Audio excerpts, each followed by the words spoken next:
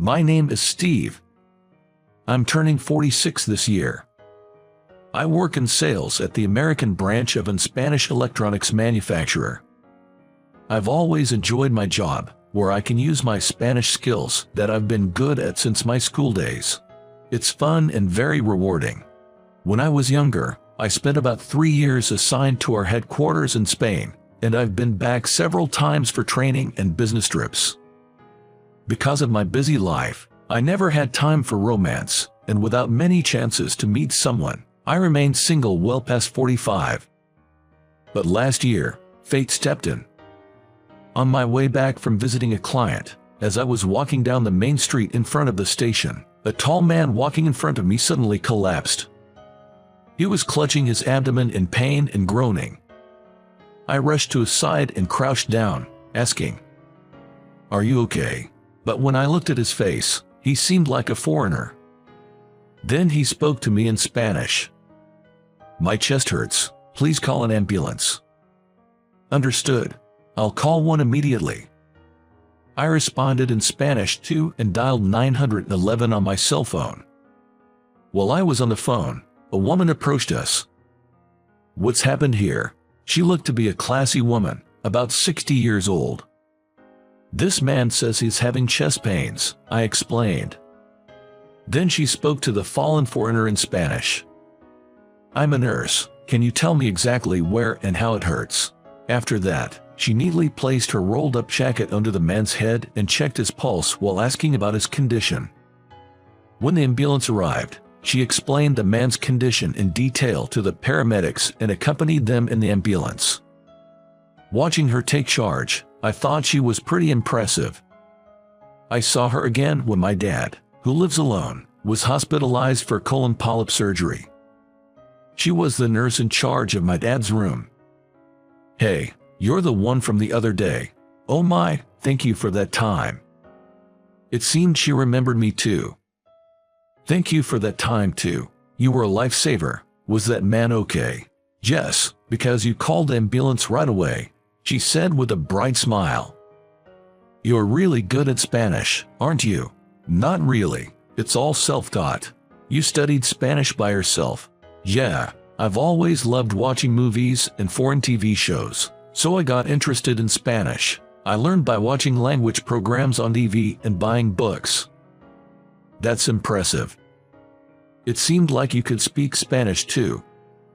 "Well, I work for the American branch of a Spanish company, so I can speak a little." "Really? Have you ever been to Spain then?" "Yes, I have." She too had been to Spain on a trip. After that, we started talking every time we saw each other. Her name was Michelle, and she was about to turn 60. She was a cheerful person with a lovely smile, and talking to her was so enjoyable. I always wanted to chat more.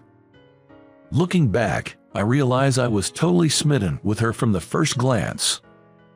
The age difference didn't matter to me. She was such an attractive woman.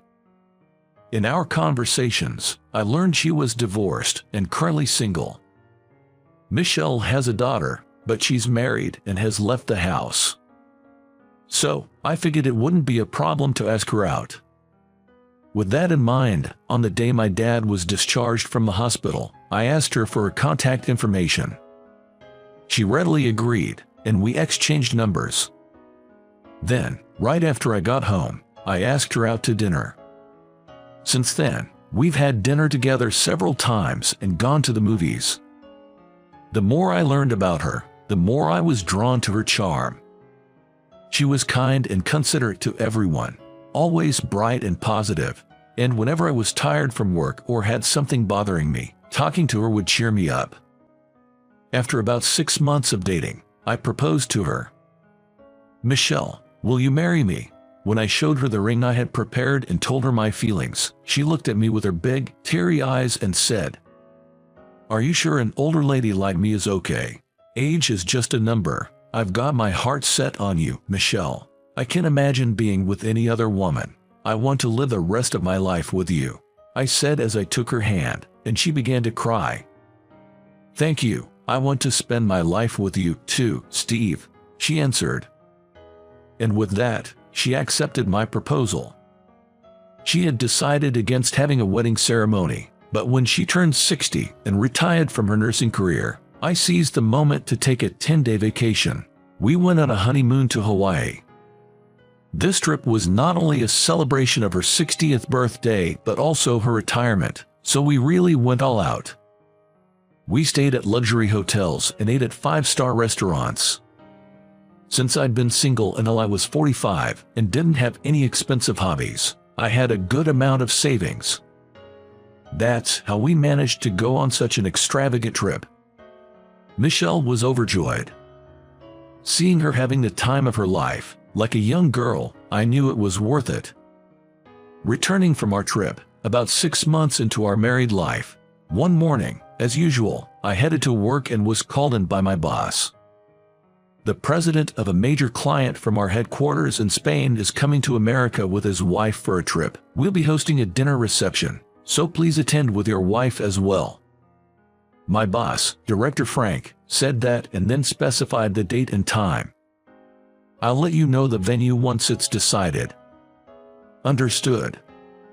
As I was jotting down notes in my planner, Frank suddenly laughed. Ha! Well, I've heard you got yourself a wife. I was starting to think you'd end up a bachelor for life, but good for you for finding a woman with such unique tastes. Those scornful eyes were staring at me. Frank is only 2 years older than me, but his pride and joy has always been his much younger and beautiful wife. And he's always taken every chance to mock me. Stuff like, "You must be lonely being single at your age," or "There's no way a woman with any sense would want to marry a guy like you." He's looked down on me forever. But to still be hearing this kind of taunt even after I got married. I was fed up with it, but kept my silence.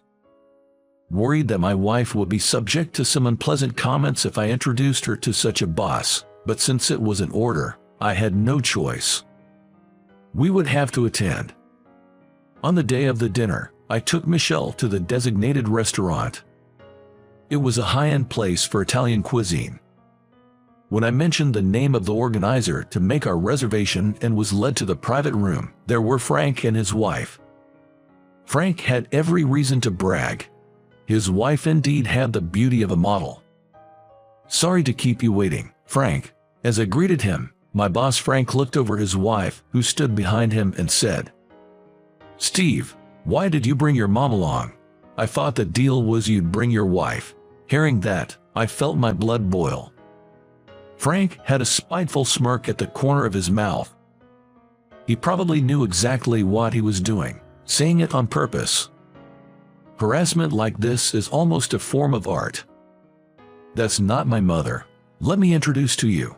This is my wife, Michelle. Michelle, this is my boss, Director Frank." "Oh, my apologies. You're his wife.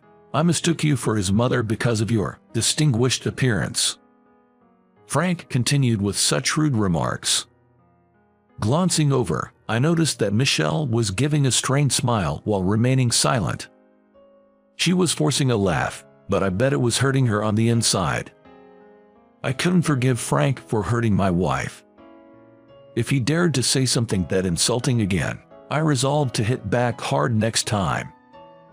After a while, our client from the headquarters, Richard, showed up with a young employee as his guide.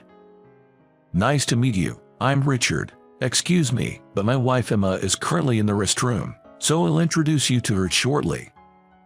Richard said that in Spanish. Frank and his wife, as well as Michelle and I, all introduced ourselves in Spanish. It seemed like Frank's wife wasn't very good at Spanish. Apart from stating her name, she barely spoke, and whenever Richard asked her something, Frank answered for her. In contrast, Michelle, whose Spanish was fluent, was happily chatting with Richard. Seeing this, Frank and his wife looked displeased. "Anyway, Steve, how did you get up the nerve to marry a woman so much older than you?" Frank started speaking in English abruptly. "No matter how well she speaks Spanish, what's so good about a lady that looks her age? Everyone knows younger women are preferable. Or maybe you've got a thing for older women. How old is she, anyway?" Frank was speaking his mind without restraint. Indeed, Michelle did look her age at 60, and certainly didn't look young. But she had a beauty that comes with age, and her personality was wonderful. That's why I fell for her.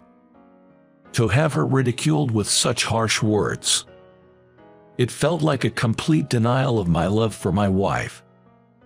"Boss, don't you think that's incredibly rude?" I said, my fist clenched and shaking. "What? You're going to talk back to me, your boss?" Frank said with a smirk. Richard, who didn't understand English, looked puzzled. "There are things you can and cannot say, even as a boss." "He can say whatever he wants about me. I've been ready for it since I married you," Michelle said as she tugged at my sleeve. That's when it happened. The private room's door opened, and a foreign woman escorted by an employee came in. "Emma, over here, everyone, let me introduce you to my wife, Emma," Richard said, standing up. Emma was a tall woman, around 60 years old. When she took the seat next to Richard, she glared at Frank and began speaking in fluent English. I heard what was being said. "I am very displeased right now. Apologize to them immediately," she demanded sternly, leaving Frank open-mouthed and frozen. "I'm also 9 years older than Richard. What's so wrong with a wife being older than her husband? The notion that a woman needs to be younger to be appreciated is repulsive to me." Emma was fuming. Frank turned as white as a ghost. In a panic, he bowed his head to Emma. "I'm terribly sorry. Not to me. Apologize to him and her," Emma said, still angry. Then Frank turned to me and my wife and bowed deeply. "Steve, and to your wife, I'm terribly sorry for my rudeness. Please forgive me." Unaware of the situation, Emma told the whole conversation to Richard in Spanish. Richard's face turned red with anger. "What a rude man you are. I don't want to dine with someone who speaks so thoughtlessly. I'm leaving." It was Emma who calmed down the fuming Richard, who had shouted in Spanish. Well, he has apologized, so let's forgive him." "No way, I can forgive him. Please leave now and never make such comments again." Richard's anger did not settle, and Frank, still pale, went home with his wife, looking downcast. Then, we introduced ourselves to Emma again. "Pleased to meet you. I'm Michelle, the wife of Steve Richardson." Hearing Michelle introduce herself, Emma's eyes widened. "Michelle, are you Michelle Richardson?" "Yes, that's me." "Oh, my God. I'm Emma Anderson, your email friend." Excited, Emma switched to speaking in Spanish. "What? You're Emma?" Michelle also looked incredibly surprised. The two of them joyfully clasped hands over this coincidence. Listening to their conversation, it turned out they had met on an internet forum and had been exchanging emails for over 20 years. Michelle had taught Emma English, and Emma had been teaching Michelle Spanish. So that's why Emma could speak English. Michelle was too shy, so they had never done a video call before. It seems they didn't know what each other looked like. What an amazing coincidence, though. To meet an email friend from overseas like this, and at such a place. The party really got going with Emma and Michelle's conversation at the center. The food brought out was delicious, and Richard and Emma enjoyed it too. Man, what a great day. I can forgive Frank's remark, but I'm truly happy that Emma and Michelle met by chance. Richard had also heard about Emma's longtime email friend before. "I've really been looking forward to trying authentic Italian cuisine, and I'm totally satisfied. I'll be sure to tell the folks back at the headquarters in Spain about this." After the meal, saying this, Richard left with Emma. It seems the dinner was a success. Later that day, back at home, Michelle said to me, "Steve, thank you for standing up to Frank earlier. I acted tough, but if you had gone along with Frank, it would have really shocked me. I'm relieved and glad that you stood up to him." Of course I'd stand up to anyone. I can tolerate anyone talking awful about my dear Michelle. But, Michelle, you said you were prepared for this when we got together. I had no idea you felt that way. Gotta admit, it was a bit of a shock.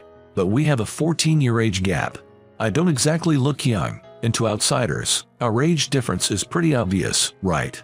I was braced for some remarks. It was a relief that your parents didn't object and were supportive of our marriage. So that's what it was. You needed that kind of resolve to marry me. Still, thanks for marrying me, Michelle. Don't mention it. The happiness I feel being with you makes all that trivial. Michelle said this with a bright smile. Seeing her smile, I fell even deeper in love with her. A few days after Richard returned to Spain, my company called to say a major deal with his company had gone through.